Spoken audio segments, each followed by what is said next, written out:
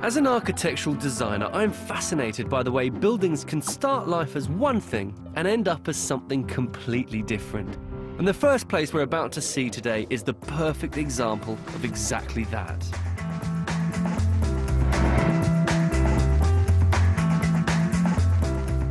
This is Container City at Trinity Buoy Wharf in London's Docklands. It was completed in just 5 months in 2001. The original idea was to take discarded shipping containers and use them to make cheap office and studio space. So how do you make a container into habitable space? Well, containers are amazing things because basically they are just space in a box. They're incredibly strong. I mean, they're designed to stack up to 10 high. And despite this metal only being 2 millimeters thick, because it's folded into this corrugated profile, it becomes very stiff.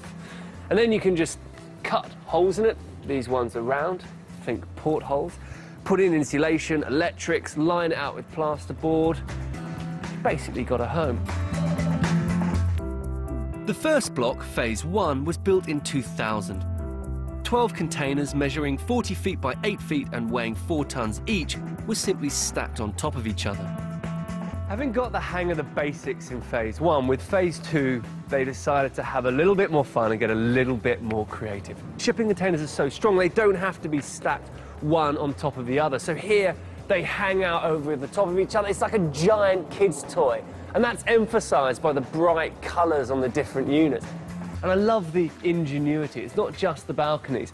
They needed a lift, so they just turned a shipping container on its end and stuffed in the lift mechanism. I like that. Very clever.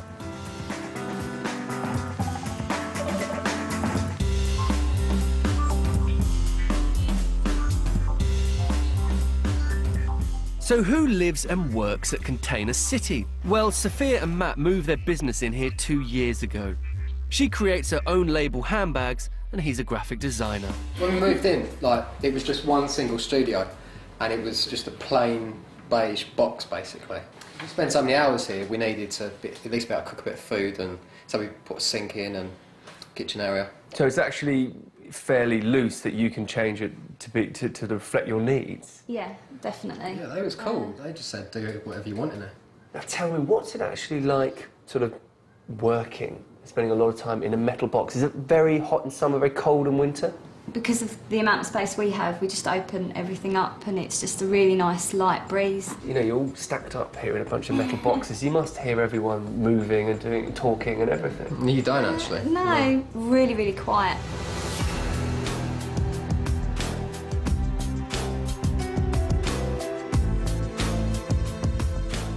The more time you spend here, the more you get a feeling that there's a very strong sense of community. People keep stopping and saying hello to each other and chatting. And you might also think that living in a metal box might be quite anonymous and inhuman, but look at the way people are kind of appropriating it and making their own. I mean, look at these window boxes. They're absolutely beautiful. And up here, there's a little statue of the Virgin Mary. And this has got to be the swishest, swankiest cat ladder in town, so our little feline friends can hop up there onto the balcony. I mean, it might not be everybody's cup of tea, but the people who live and work here clearly love it.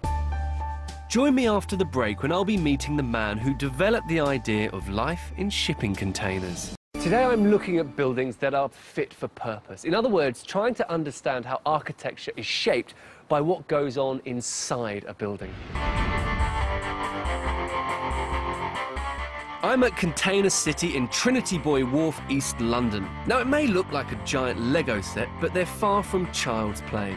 The shipping containers are prepared off-site, so they're really quick to put up, making them both financially and environmentally practical.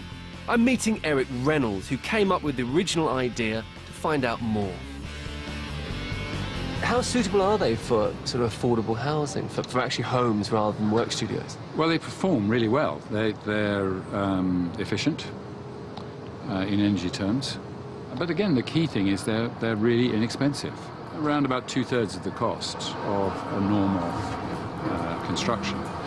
And they're very fast. The time taken on the site is very short. The building we're standing in now, we put that up in 15 days. Wow. What, start to finish? Start to finish. How long would a traditional building take to come up like A this? year, probably.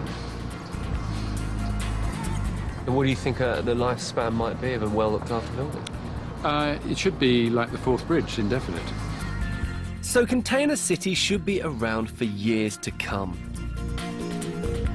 I suppose you might be wondering if this is really architecture. I mean, it's just stacking up ready-made boxes. But in a way, what's a brick building? Bricks are made in a factory and you just stack them up to make a piece of architecture. Yes, it's at a different scale. The same principles apply. But this is ingenuity at its very best. It's about sustainability. 80% of these buildings are made from recycled materials. They use passive ventilation, lots of low-energy lighting. I also really appreciate the industrial aesthetic. But if you don't believe me, come down and have a look for yourself during the open house event.